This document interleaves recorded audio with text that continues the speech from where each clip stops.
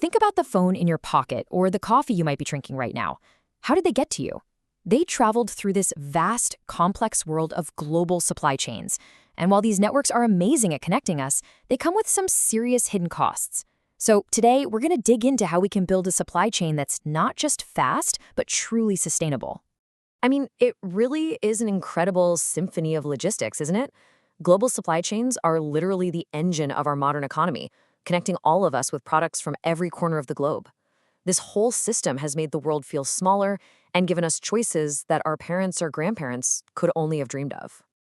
But there's a catch. All this convenience, this amazing connectivity, it comes at a price. And it's a price that we don't always see on the tag, a growing environmental and social cost. So what really is the hidden cost of getting everything we want, everywhere, anytime? All right, here's how we're going to break it down. We'll start by looking at our global shopping spree and the shadow it casts. Then, we'll introduce a new scorecard for business success, the 3Ps. After that, we'll explore some real strategies for smarter, greener supply chains. And finally, we'll see why the future of business has to be sustainable. So yeah, our world is basically one giant interconnected marketplace now. But this global shopping spree has a pretty dramatic environmental impact. And that's creating a fundamental challenge for the way we all do business. And this brings us right to the supply chain's shadow, that big environmental price tag. Before we can even start talking about solutions, we first have to get our heads around the sheer scale of the problem. Okay, check out this number. Over 80%. Just let that sink in for a second. That's the estimated share of all greenhouse gas emissions that come from supply chain activities. So we're not talking about a small piece of the puzzle here. For most companies, the supply chain is the puzzle. And this massive footprint, it covers the entire life cycle of a product. We're talking about everything from the industrial manufacturing and all the energy needed to power those factories, to all the ships, planes, and trucks that move goods from point A to point B. So what's driving all this? Well, two key factors really stand out. First, our demand for speed and efficiency led to this idea of just-in-time deliveries. Sounds great, right? But it actually means more trucks on the road making smaller, more frequent trips. Second, the sheer explosion of global trade has created these insane traffic jams at our ports and on our highways, which leads to more delays and, you guessed it, more emissions. Facing a challenge this big requires a totally new way of thinking. It's just not enough anymore to measure success in dollars and cents. We need a new scorecard, one that completely redefines what a successful business even looks like. And that's where the triple bottom line, or TBL, comes in. It's this powerful framework that shifts the focus from a single bottom line, profit, to three interconnected dimensions of performance. It encourages a much more holistic view of what value really means. And here they are: people, planet, and profit, the 3Ps. The idea is that a truly sustainable business has to perform well across all three. It has to care for its people and the community, it has to protect the planet, and it still has to be economically viable. The key thing to remember is that these three pillars are completely tangled up together. Okay, so we've got the framework, but how do we actually put it into practice?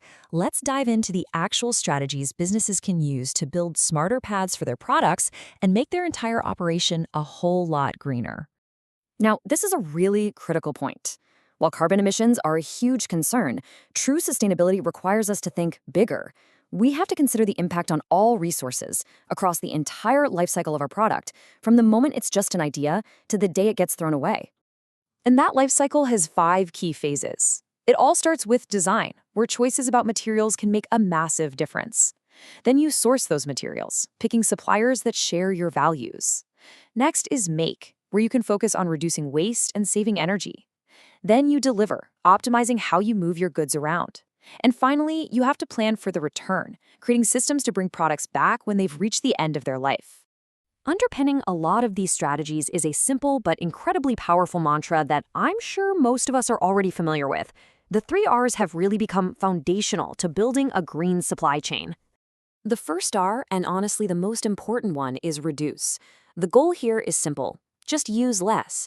This means minimizing the resources you consume in the first place, which is by far the most effective way to prevent waste before it's even created.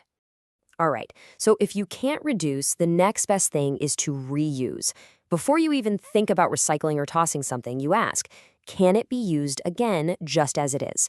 Reusing materials in their original form keeps them in circulation longer and just squeezes every last bit of value out of them. And then the final option is recycle.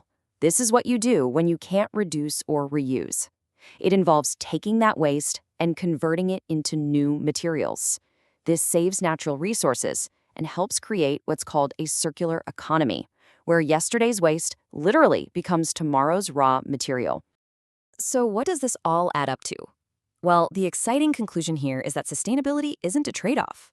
It's not about having to choose between the planet and profit. It's about creating a system where what's good for the planet is also good for business.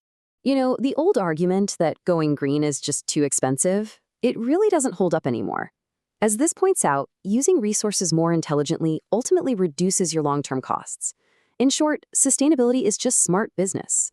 And the benefits are so clear. You get better efficiency and lower costs. Your business becomes more resilient when things get rocky. Your brand reputation improves because, let's face it, customers want to support responsible companies. And all of this contributes to what every business truly wants: long-term viability.